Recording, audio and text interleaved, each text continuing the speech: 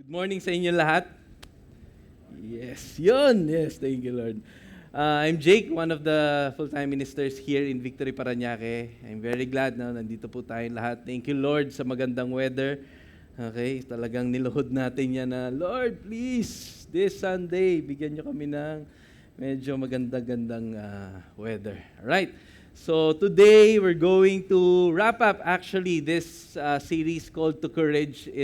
Kung saan nag-go through tayo, tinitingnan natin yung life story ni Joshua, kung saan in stages of his life, he received that courage and strength to fulfill yung mga gustong pagawaan ni God sa kanila as a family or a nation. Alright? Today, gusto nating i-end itong series na to with a topic of strength and courage to lead family in serving God. Because kung titingnan po natin yung journey ni Joshua, he led this Israel nation through families. Tribes si Judah, tribes si Benjamin, and so on. And makikita natin dito sa life ni Joshua talaga na strong yung family ties of Israel. And the same way with all of us Filipinos. And who would among you na maniniwala din sa akin kapag sinabi natin, kailangan natin ng strength in leading our families. Tama ba? Kasi every day our families are facing trials of different kinds, values that can define our families. And ang mahirap kasi parang minsan, akala natin tayo as parents, as the one who's believer na part ng isang simbahan na kagaya nito, tayo yung may main voice sa buhay ng bawat isa sa atin.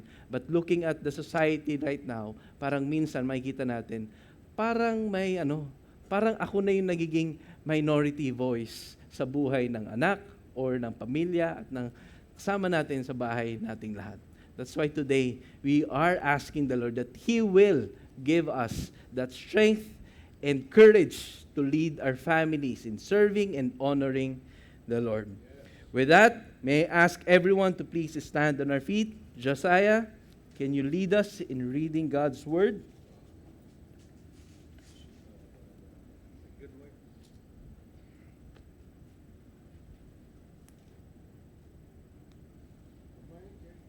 Well,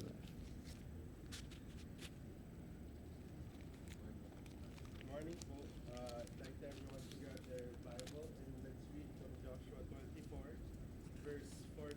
Please loudly, speak loudly na lang po. Verse 14. Now therefore, fear the Lord and serve Him in sincerity and in faithfulness. Put away the gods of your fathers, served beyond the river and in Egypt, and serve the Lord.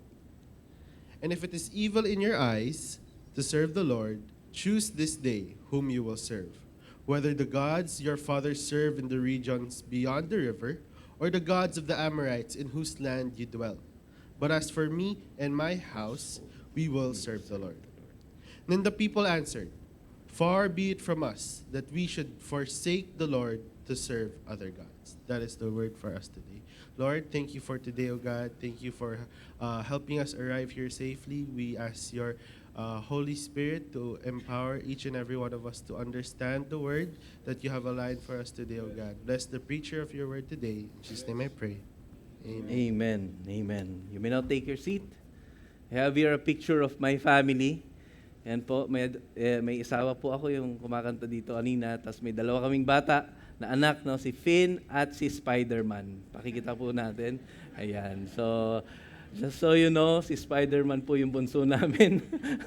But may takip yung mukha eh. Sige, yung isa na lang, yung walang takip. Yan, that's my family. And kung i-expand pa namin yung view of our family, this is the bigger picture of our families. Yan, yung pamilya ng kapatid ko, yung mga dalawa kong kapatid, and my parents na nandito sa gitna, na parang sila yung may-ari nung nasa likuran, no? So, ayan. So, that's my family. All of the families na nandito po sa ating simbahan, we desire the best things, tama ba? Sa pamilya natin. Amen? No? Tama, di ba? And we grew up with observing that sa pamilya po namin. My father is galing sa Bicol, tapos yung mother ko tagigenyo, ganyan. We came from a humble family. Nagsumikap sila para palakihin kami ng maayos sa mga kapatid ko, no? So they provided really well for our family, kahit na medyo dati nga para nung mga bata ako, if I will remember, parang wala namang hindi ko napapansin na medyo mahirap pala ang buhay dati, di ba? Pero wala na, naglalaro lang kasi sa kalsada, kaya siguro hindi na ikita. Pero looking back, mahirap pala yung buhay before. Pero at least, di ba, ginapang at nagsumikap, kaya I really owe it to my parents yung the kind of life na meron kaming magkakapatid. Right? So, and looking at our text na binasa natin kanina, nakita natin doon, favorite natin text to when it comes to the family. Sinabi doon, as for me and my household, we will serve the Lord. Okay, magandang magandang ilagay sa bahay natin, kagaya ng nandun sa bahay ni Jess. Yan, nakita ko, sa bahay nila naka-display doon. But if we will look back, okay, magbalik tanaw tayo dun sa nangyari sa buhay ni Joshua. Okay, last week, ang topic natin is about the failure of the Israelites at kung paano sila ni-restore ng Panginoon. The next chapters after that, wherein makikita natin chapter 9 and hanggang chapter 12, Israel continued with the conquest of sakupin yung promised land ni God sa Israel. Okay, the land of Canaan. They faced different kings, different enemies, different challenges, different battles, and God gave them victories. I think may picture din ako nilagay dyan, no?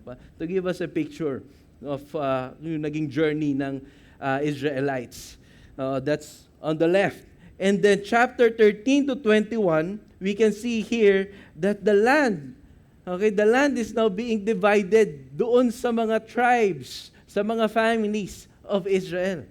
So, and then in Joshua 21 verse 45, we can see here that not one of all the good promises of the Lord to the house of Israel had failed.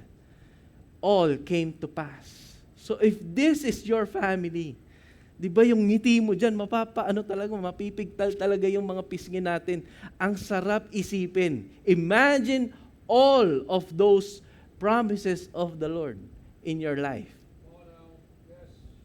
Thank you, Pastor JR. Parang ikaw lang yung convinced. Okay, give me the reaction na lahat ng promises ng Panginoon sa buhay mo, mangyayari. Come on. Yeah. Now, at this point, doon sa simula na nung 22 hanggang 24, the Israelites are now beginning to settle in the land that God has given them. What I realized and I found out, I thought na wala na yung mga tao, yung mga pagan people during that time na nag-divide sila ng mga tao. No. Even though the Israel conquered the land, the influence of pagan worship are still there. There are people who came from different values, different cultures, different practices, and gods are still there in their land. So the battle now na kinakaharap ng Israel, it's not about yung enemy, sasakupin nila, yung military army and so on. It's now the temptation that paano sila i-influence ng mga bagay, ng mga gods na to, ng mga idols na to in their life, even in their life as a family. And doon tayo makaka-relate sa buhay ni Joshua. Kasi kung titingnan natin, yes, wala naman tayong kalaban ng mga armies na sinasakop nating mga lupa. No? But we can see in our day-to-day lives as a family, whether you're the youngest in the family or the oldest one in the family, we can see that this world that we have is filled with competing voices, influences sa buhay natin, or even priorities that are trying to shape the way we live our lives and the way we do our families together.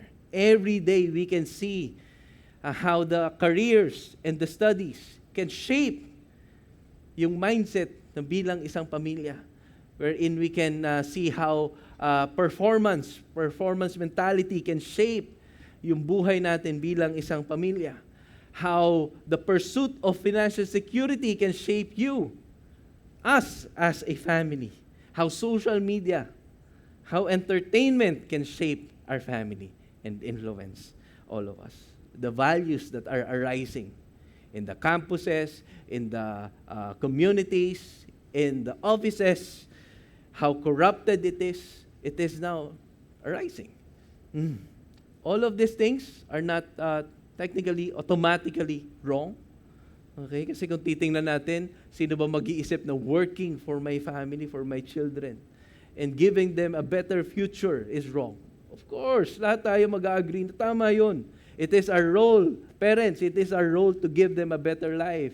It's us being steward, okay, good steward ng mga taong in-entrust sa atin ng Panginoon.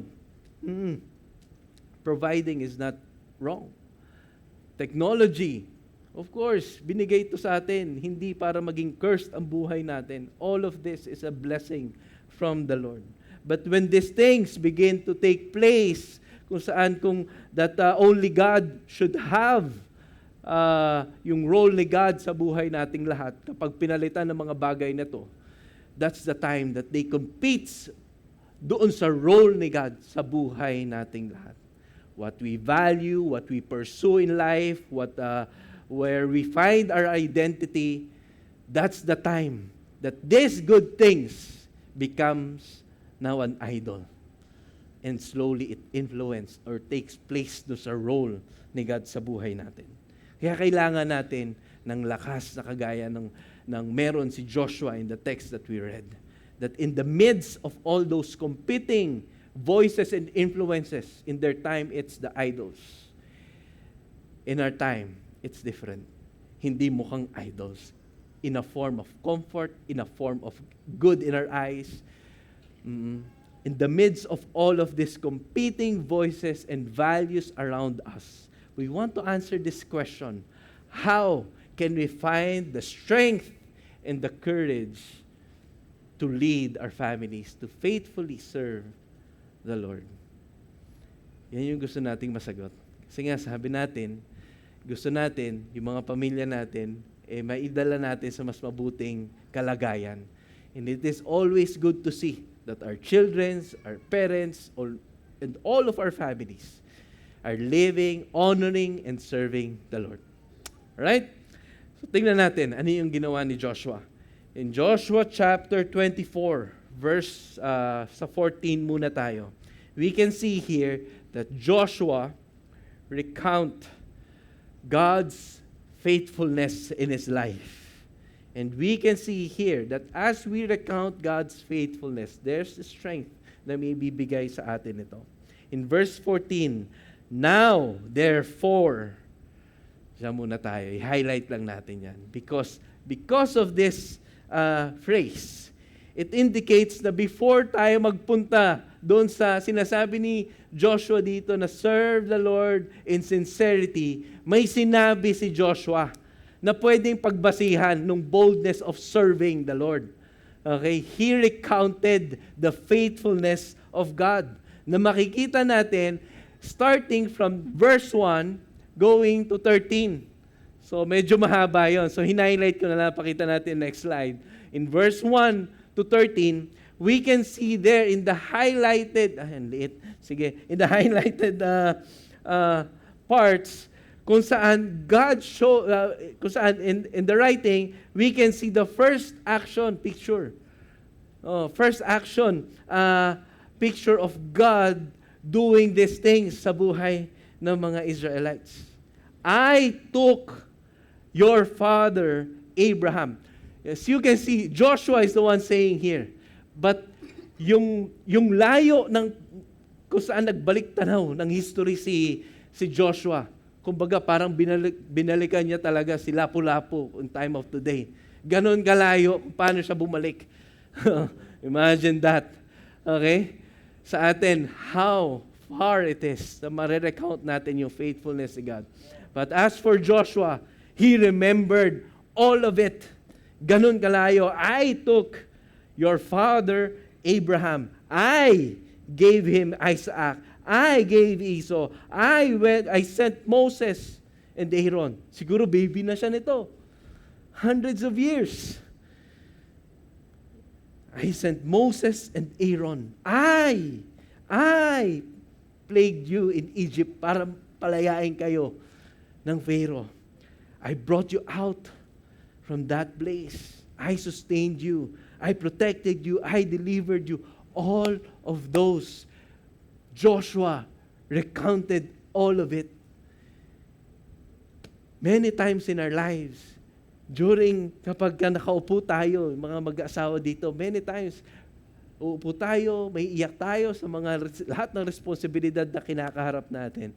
And then napapansin nyo, when you started talking about all of those responsibilities, parang minsan bigat nito, di mo alam, na-frustrate ka, ganyan-ganyan. Pero you try to remember, years ago, di ba nasa ospital si ganito, yung dalawa, nagbanding sa ospital, dalawa naming anak. God stayed by our side. Siya yung nagpagaling. Then all the more, siya yung then you started having that faith, having that hope in our life. Parang ganon yung nangyayari sa buhay ni Joshua dito. He noticed or he observed na even if I receive yung promise ni God sa buhay natin, it's not the end of the trials. May tendencies na ma-derail pa rin tayo sa pananampalataya natin sa Panginoon. At yung mga blessings na tinitingnan natin, it can influence us na mailayo doon sa faithfulness ng Panginoon. But when we start recounting God's faithfulness, it can protect us. It can give us strength to stay and remain faithful sa Panginoon dahil sa mga bagay na ginawa ng Panginoon sa buhay nating lahat. You know, Israel's story is ultimately a story of God's faithfulness. It's not about yung pong kagalingan ni Joshua, yung strategy ni Joshua. It is about the faithfulness of the Lord. Kasi tanggalin natin si God sa picture, they're slaves na reklamador. Ganun. But because they have God in their lives, these slaves are now conquerors, heirs of the Lord. Ganun yung itsura ng buhay ng mga Israelites. And this lesson about recounting the faithfulness of God, it still matters sa buhay natin. Actually, hindi lang pang mag-asawa. Even single people na nandito. Not even thinking about your future families. Actually, it still matters. Even in our current situations. Hindi lang sa pagbubuo ng pamilya. Kasi even in our workplace, we can still be influenced by the society na nandoon.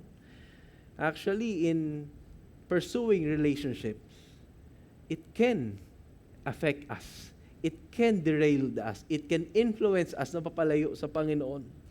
Sa career, what kind of opportunity we should take.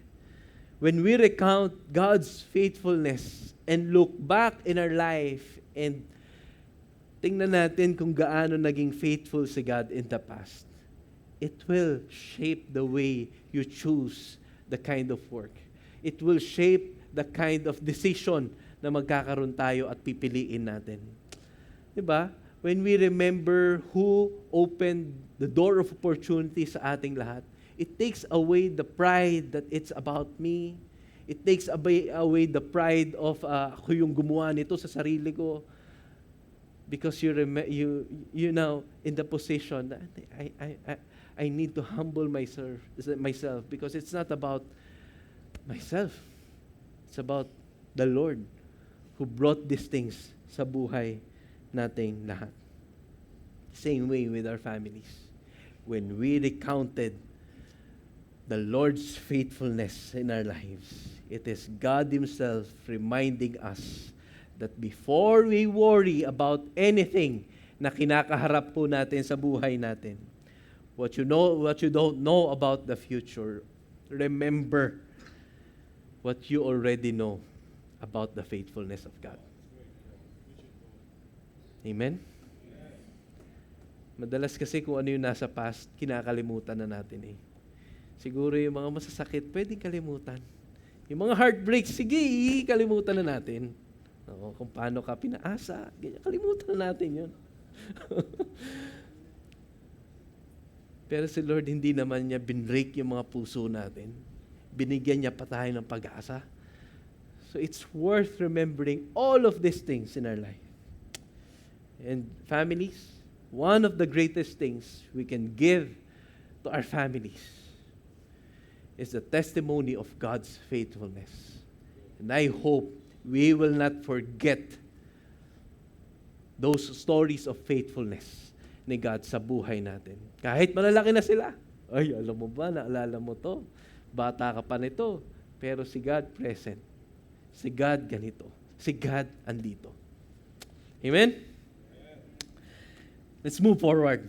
In verse 14, Joshua 24, verse 14, now therefore, fear the Lord.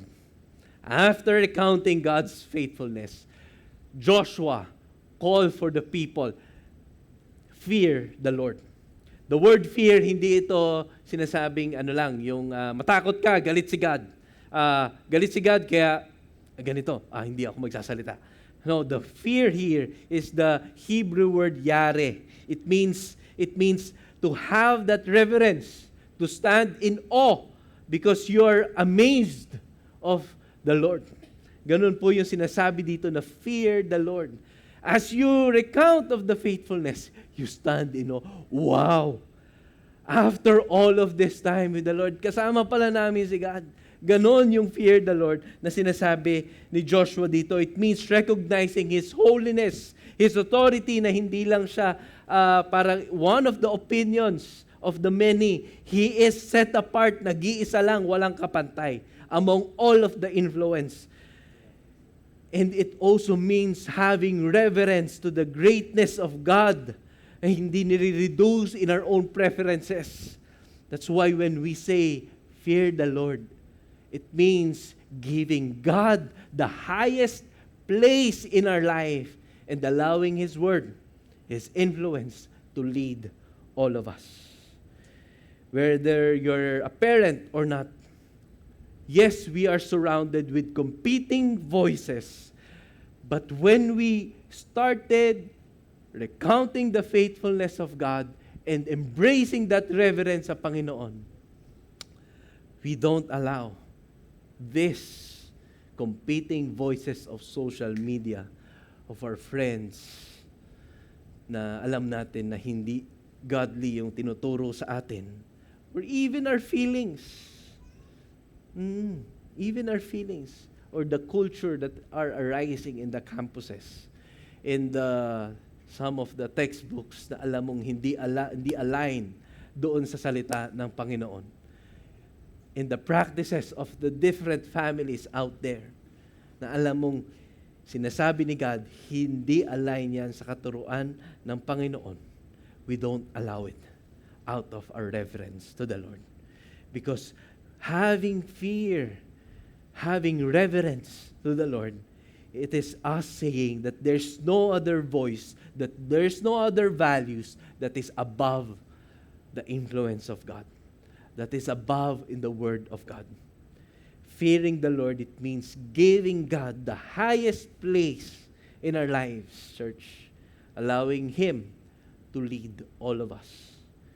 Pero, one of the questions na ibigay ko sa kanina, no, when I arrive here, if God is holy and great and has that ultimate authority over us, how can sinful families like us like us, stand before Him.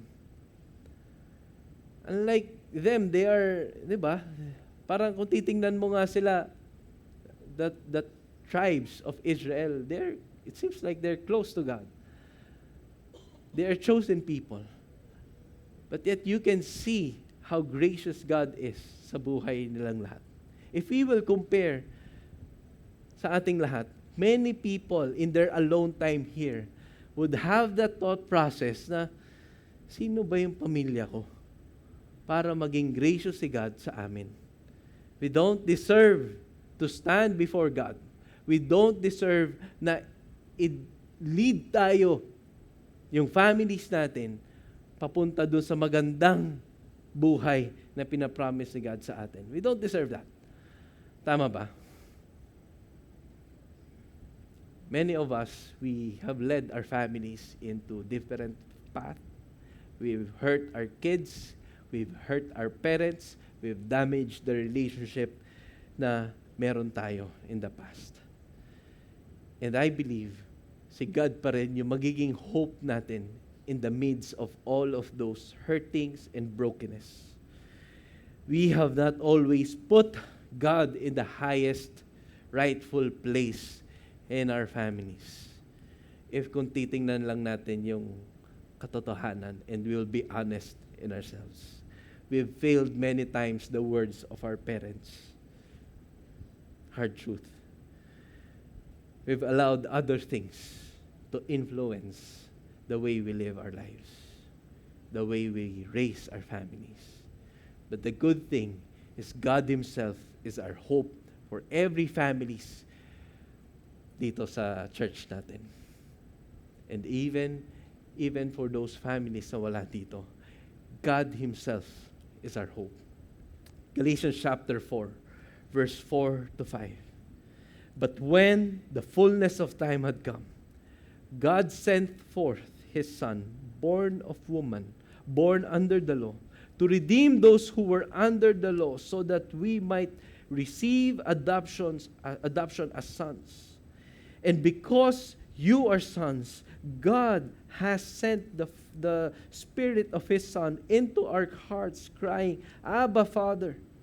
So you are no longer a slave, but a son. And if a son, then an heir through God. God sent His Son, Jesus, to redeem all of us. All of us. All of us, tayo pong lahat, na na-distort ng kasalanan, na na-distort ng competing voices ng mundong ito in leading our families.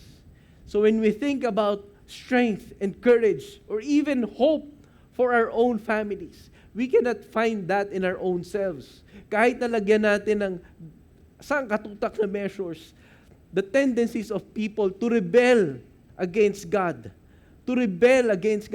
and to pursue yung mga personal preferences natin na napapalayo tayo sa Panginoon. The only hope and strength na pwede natin makita is the hope that we can find in the Lord Jesus Christ. Because apart from Him, we will be enslaved of that repetitive tendencies of falling into rebellion, falling into sin, just like the Israelites, that apart from the Lord ruling over them, there's no hope for all of them. Because of Jesus, we're no longer separated from God. We're no longer outsiders of God's family. Because of Jesus, we're no longer slaves of all of those competing values of this world. And we have that power to win against all of these idols na meron tayo sa buhay natin. And actually, all of us became children of God. The family of God Himself. Many of us, may nakausap ako recently. Kalimutan ko lang kung kailan. The concern of not having that Christian family in our midst. Na bring up niya na paano yun? Hindi naman Kristiyano yung kinamulatan kong pamilya. What kind of family should I have? Ganon. Oo. Naalala ko yung concern niya na yun. And with us being adopted to the family of the Lord, because of what Jesus Christ has done for all of us, even if we did not came from a family that is practicing Christianity, through what Jesus Christ has done for us, it gives us the kind of family that we should be forming sa buhay natin. So if you're single and you're aiming that someday you're building your own family and you did not come from a Christian family, you being part of the family of God, being now part of the family of the Lord is good enough for you to raise your own family. There's no fear na pwede nating i-welcome. Because when we look into the goodness of God sa buhay natin, we can also see yung grace ni God na nag-rule sa buhay natin lahat. So even if you're not aware of having that, what is godly family is, by having that relationship with Jesus, it gives you the picture. Ano ba yung klase ng pamilyang pwede nating buuin in our lifetime. Lastly, Joshua 24, verse 15. And if it is evil in your eyes to serve the Lord, choose this day whom you will serve. Whether the gods of your fathers served in the region beyond the river, or gods of the Amorites, whose in whose land you dwell. But as for me and my house, we will serve the Lord. What I observed here is the repetitive concept of service. It means, the word serve here, it means to work, to labor, to cultivate, even worship. It is giving yourself to someone who is higher, to giving your best, giving everything you have in your life. That is the kind of serve that Joshua is telling to the people of Israel. It's a call actually. It's a call. Sino yung pagbibigyan mo ng buhay mo? After recounting God's faithfulness, you're now standing in awe of His goodness and His grace sa buhay mo. Now, tell me, who among of all of these gods in your life, yung willing kang ibigay yung buong buhay mo? That's the kind of statement that Joshua is asking to the people. And he's telling, as for me and my house, ibibigay ko yung buong buhay ko sa Panginoon. Sa pagsisilbi sa Panginoon, sa mga ginagawa or gawain ng Panginoon. That's the kind of serve that God is telling us today. Who will you serve?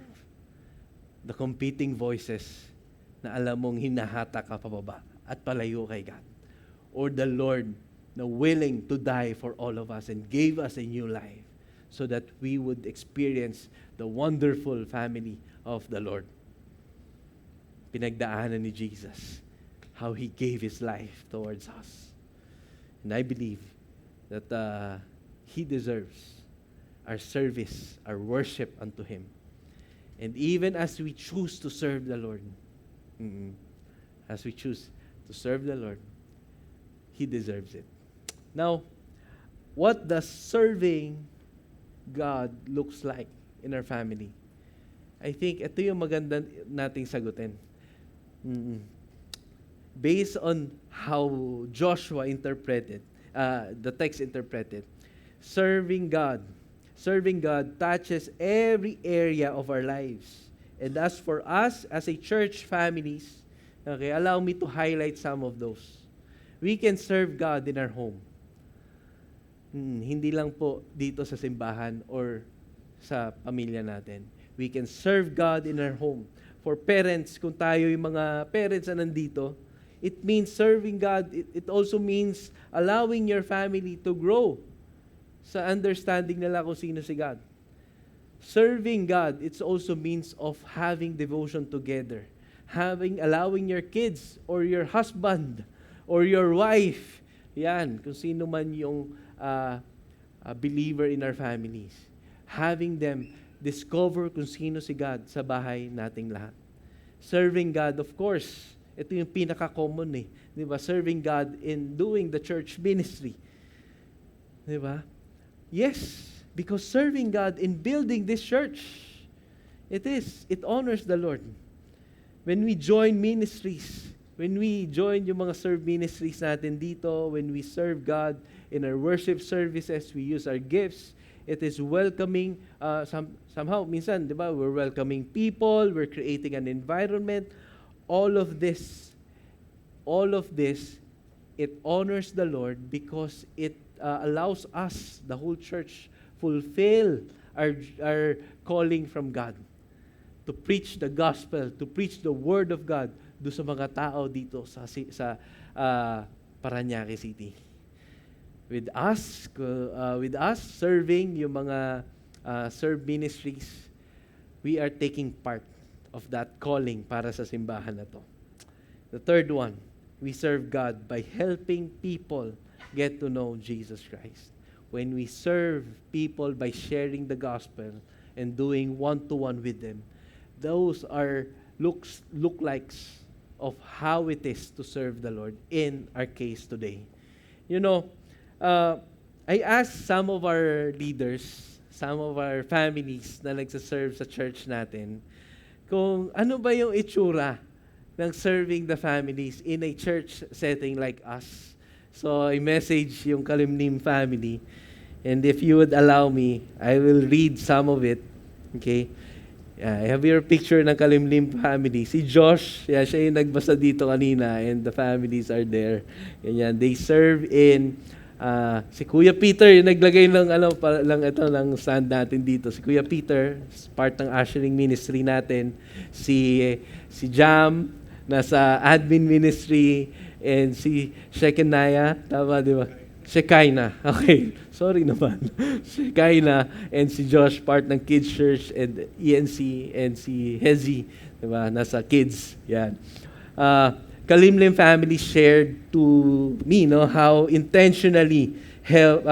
intentionally help their family grow in God together. From the beginning, they were intentional even with the schools of their children na ina-attendan, making sure that they're partnering with the people and the institution, that they share the same values and faith. At the young age, they consistently brought their children to church, the kids' church, exposing them to the Word of God. So we can see here the value of sending our children to kids' church. And what's the beautiful part of this is the discipline na na-form sa kanila of relying sa God's Word. They ask questions, does this glorify God in their family? What would Jesus do? Okay, if si Jesus yung part of that family. At home, they also have open conversations. They talk about their day. They process things. They even share what they learned from the preaching, from their devotion, from kids' church, I think, just to expose themselves to the Word of God.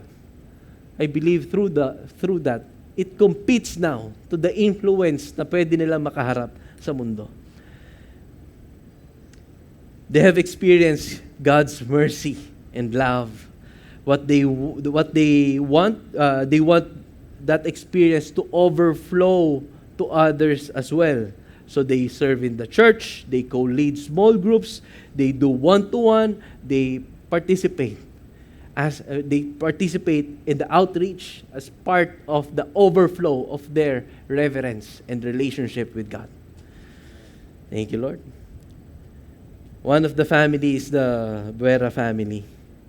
Yeah. Buera family, ayan, the boys, the young men, and si Kuya Vince, si Caleb and si Jacob, they're part of music ministry. And si Ate Kate is part of the kids ministry. Buera family made the decision to be intentionally discipling their kids, their children. They already had relationships in ministry in their previous church, the Victory Makati, and then moving here because they had this thinking na mas makaka-benefit yung mga anak niya moving here in Victory Parañaque. So it was not easy, of course, to leave those people na kasama nila doon before. So they intentionally started one-to-one with their kids. And they asked this important question: if not us parents, then who will disciple our children? Eventually, their children were also connected with the campus ministry, who continued discipling them. And I remember yung years na sila Peter, sila Jared was discipling or mentoring this, si Caleb tsaka si Jacob. And now, they are seeing the fruit of their efforts. Their children have completed their one-to-one, joined the water baptism, and now part of the ministry. That's not yet the perfect picture of the family. But seeing your family growing in the Lord is one of the joy na pwede nating makuha as parents. Kung babalik ta rin nga natin, kung tayo yung younger people dito, representing our families, it is our joy to see our parents grow in their relationship with God. It's not too late for them. Bring them to the church. Connect them in the small groups ng mga seniors dito. Oo, dami dyan. Dami. Lapitan nyo ako, I can connect them. Lastly, as we end with this, Galvez family. Yan, sila Mark, si April, and their kids. Hindi na nga kids adult kids ang tawag ko. Mark and April's, who's part of our ushering ministry. Mark accepted Jesus in 2009, and from the beginning, he committed himself to be part of the church community, small group, and being discipled. April also grew in her relationship with God, and together, eventually, they also started serving in the ministry. Okay?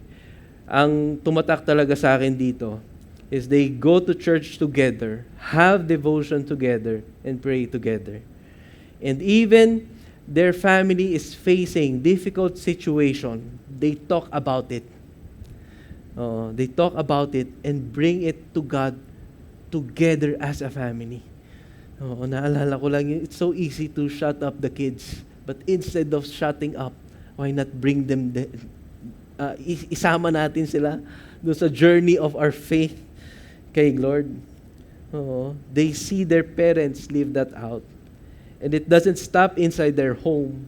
Mark also serves people in their community, helping someone who is in pain, who's driving someone papuntang ospital kasi nga kailangan dalhin sa ospital, ganon, and simply helping someone who's in need in their community even if there's nothing for them in return. His children see that and learn that serving God means blessing others. That's inspiring for me. Na as parents, magandang nakikita ng mga young people sa bahay natin at hindi lang sa church, yung active participation natin in serving God. Our testimony speaks louder doon sa actions na ginagawa natin sa bahay natin. Hindi lang doon sa loob ng bahay natin, even outside the borders of our house. Those people in our communities, how are they experiencing the goodness of God sa buhay natin? It's being now reflected sa ating lahat. Those are the kinds of families serving the Lord, who's declaring, as for me and my house, I will serve the Lord. I want us to all stand up. Different pictures of families serving the Lord. Different expressions, but all of those, it points us to our Lord, who is faithful from the beginning of this world. To our Lord, who never failed in restoring us as a family. And as a church, I'd like to invite all of us into a time of worship wherein we are recounting the Lord's faithfulness sa buhay natin. And while we're worshiping, let's all be in awe and in reverence of that faithfulness of God na i-reveal niya sa ating lahat. Amen? Music team, can you go up here? Church, many times we could be distracted by all of those competing values in our life that could prevent us from serving the Lord and honoring Him and having that reverence. But now, we want to make this a very special time for God. We want to dedicate our own families, whether you're a parent or not, you're a single, you can dedicate your family, your parents, your siblings, or even in your senior years, you can still have that awe with the Lord and allow God to transform our life and allow Him to shape our life into a life that serves Him. Amen. Then later, after we worship, we would like to dedicate all of the families represented here, families that are written in that wall, to the Lord. Can we all bow down our heads and lift up our hands? Lord Jesus, Lord, this is our expression of us recounting your faithfulness and having reverence to your name, O Jesus. If we will look back years from now, the kind of life na meron kami, and now the kind of peace and the joy and the beauty of family na meron kami, Lord, we owe it to you. We owe it to you. It's not from ourselves. It's not about the rules na binigay namin sa families. It's not about the practice na meron kami sa bahay namin, Lord. It's about your faithfulness. It's about your grace, O Jesus Christ, that we have in our families, O Lord.